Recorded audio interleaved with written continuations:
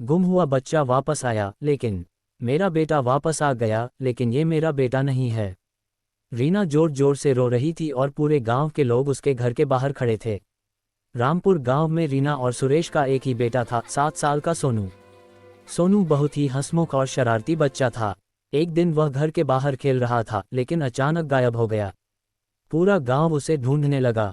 जंगल, नदी, खेत, हर जगह तलाश हुई, लेकिन सोनू का कोई पता नहीं चला। दिन बीत गए, फिर हफ्ते, फिर पूरा एक महीना। रीना रो रो कर कमजोर हो गई थी। उसे यकीन हो गया था कि उसका बेटा अब कभी वापस नहीं आएगा। लेकिन एक रात दरवाजे पर जोर से दस्तक हुई।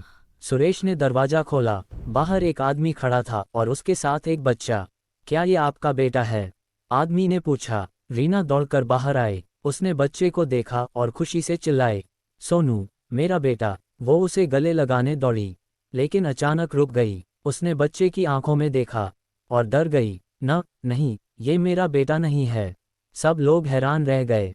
सुरेश बोला, तुम पागल हो गई हो क्या? ये बिल्कुल सोनू जैसा ही है। रीना कांपते हुए बोली, मेरा सोनू जब हंसता था तो उसके गाल में डिंपल पड़ता था, इसके गाल में नहीं पड़ता। सब लोग बच्चे को देखने लगे। तभी गांव के बुजुर्ग ने कहा, बेटा, तुम्हें अपना घर याद है? बच्चा धीरे से बोला, हाँ, लेकिन वो घर यहाँ नहीं, जंगल के अंदर है। ये सुनकर सबके पैरों तले जमीन खिसक गई। सुरेश ने पूछा, तुम 1 महीने कहाँ थे? बच्चा धीरे से बोला, एक बूढ़ा आदमी मुझे ले गया था। वो कहता था, अब तू यहीं रहेगा और मैं तेरे घर चला जाऊंगा। इतना सुनते ही बच्चा अचानक हंसने लगा, लेकिन उसकी हंसी सोनू जैसी नहीं, किसी बूढ़े आदमी जैसी थी। रीना जोर से चिल्लाए, इसे घर के अंदर मत आने देना, ये मेरा बेटा नहीं है। तभी अचानक बच्चे की आंखें पूरी काली हो गईं और वह बोला, मैं तो आ गया, अब असली सोनू को ढूंढ कर दिखाओ। अचानक घर की लाइट बुझ गई और जब लाइट जली, बच्चा गायब था। उस दिन के बाद सोनू कभी नहीं मिला।